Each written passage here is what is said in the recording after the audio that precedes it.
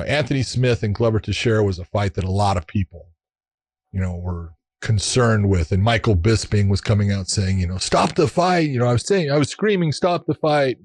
And you and I talked about it with, the corner and the two corners being of, James Krause being a guy that was training a little bit with Anthony Smith, and Mark Montoya being the guy who normally was his trainer. And he was the guy that was in the cage.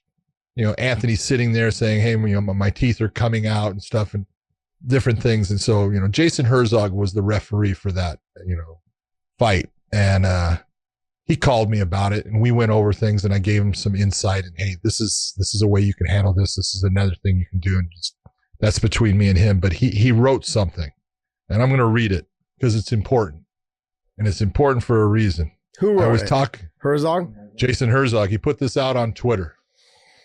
So it says, the sport of MMA is beautiful. It's pure and an incredible teacher. Some lessons are more harsh than others, and I've seen a lot of opinions about what should have happened and who was at fault. But let me be clear, there is only one person to blame, me. I am responsible for each fighter I am entrusted to oversee. I will take this experience, make the necessary changes, and get better. That's the attitude that a winner has. And I just want to tell Jason, God bless you, brother. I love you. It's nice to have a guy, you know what? Man enough to say, I could have been better. It's not that I was bad, but I could have been better. It's funny because I was fighting for so long that I remember one of the first fights he did with mine, and he just was, you could tell he was, you and I have talked about this. He was like the guy in the cage that would like bounce around like he was jumping everywhere. And you had to tell him like, hey, stop bouncing around. You're driving me crazy. I get it. I understand. And the fact that he took the responsibility on himself it says a lot about his character. It says a lot about him. But was it really on him though? It doesn't have to be just on him. And I'm saying this for this reason. I sat through a lecture one time of Magic Johnson. I was lucky enough to be able to sit in this lecture that he was putting on. And I listened to Magic Johnson, and it taught me so much at the moment, because I listened to him talk about all of the world titles that he was part of and those games that we had all watched. And every one of the victories, he gave credit to certain teammates. All of his teammates basically got credit, and he took none.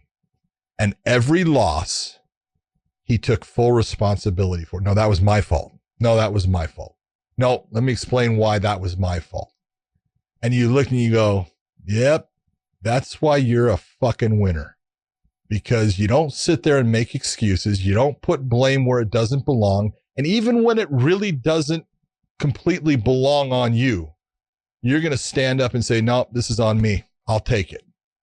And that's what Jason Herzog is doing there. Yeah, it's not completely his fault. In fact, Jason did a really good job of officiating that fight. He did an outstanding job in a lot of it. And a lot of people would have stopped it at certain points when Anthony was actually trying to get himself out of these positions, and Jason did a fantastic job.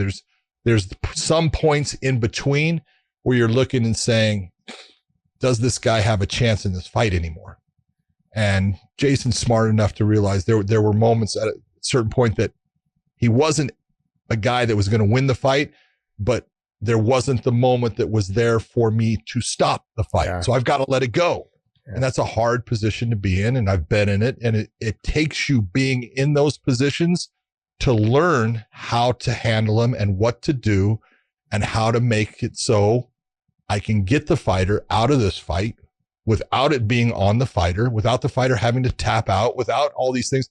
There's things that I can do that I can handle this situation. And there's ways that I set it up. And, Jason's going to learn from, what occurred in that. And now he would handle it, just off of being able to look at it. He's going to handle the next one. And somewhere along the way, there'll be a next one that's just like it. And he's going to handle it in a different way because now he's got the tools in that toolbox that, hey, I know exactly what I need to do. And that's what being a good official is understanding in each situation, I know exactly what I need to do. So are you splitting the blame between, I wouldn't say blame. I would say like, are you saying that, hey, it was between the corner and Herzog, between the two of them, they should have stopped before going to the last round? Well, it is this. If you're the referee and you don't have the time to stop the fight based upon what's occurring, you can't stop the fight at that thing. So you have to know the ways that, I can get this fighter out of here. It's not known by everybody. All right. And it's something there's all kinds of levels, and there's levels to grappling, and there's levels to striking, and there's levels to officiating, and people don't understand it. But like we said, real world, John Hackelman, who was in Glover Teixeira's corner, would never have let Glover go out for that fifth round. No, he wouldn't have done it. I know him. He would have said, "Hey, my guy's done. I'm not letting you go out." Just like a Buddy McGirt in boxing has done, and he's done it multiple times, and he's had fighters that he's done that for, Max, die. Mm-hmm. All right. So, you've got to be there to say, my guy doesn't have it tonight.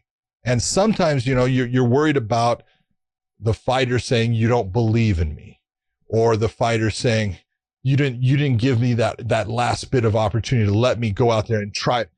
That happens at times with guys. You can take a look at Deontay Wilder. Yes, I was just Mark Breland. Mark Breland stopped that fight. It was the absolute right thing to do. It actually helped save Deontay Wilder for later on in his career. And for a while, Deontay Wilder was saying what? I don't know if I can have him in my corner anymore. Okay? That guy just saved you. Stop. Go buy him a gift and give him a kiss. All right? That guy cares about you. And as the fighter, like, you have said, hey, I have to trust in my corner. I have to trust when they say go, I got to go. And when they say, hey, it's time to turn it off, I got to turn it off. They know best.